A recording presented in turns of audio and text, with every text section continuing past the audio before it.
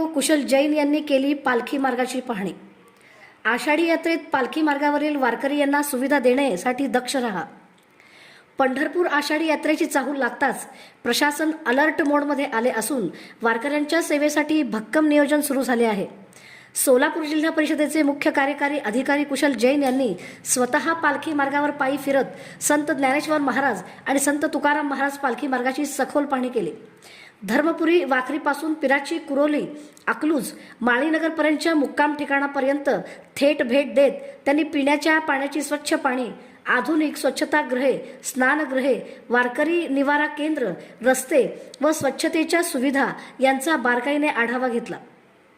वारकऱ्यांना कोणतीही अडचण भासता कामा नये असे स्पष्ट निर्देश देत त्यांनी सर्व यंत्रणेला तत्काळ तयारीला लागण्याचे आदेश दिले। यंदाची आषाढी यात्रा हायटेक करण्याचा निर्धार प्रशासनाने केला असून जलद संवाद यंत्रणा, माहिती तंत्रज्ञानाचा वापर आणि मुख्यमंत्री वारकरी निवारा कक्ष आणि सक्षम करण्यावर भर दिला जात आहे।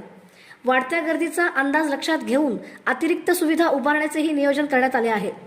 जिल्हा परिषद कर्मचारी, अधिकारी यांच्यासोबत राष्ट्रीय सेवा योजनेचे स्वयंसेवकही सेवेत झटणार असून वारकऱ्यांसाठी सुरक्षित, स्वच्छ आणि सुसज्ज अशी यात्रा घडवण्याचा प्रशासनाचा निर्धार अधिक ठामपणे दिसून येत आहे।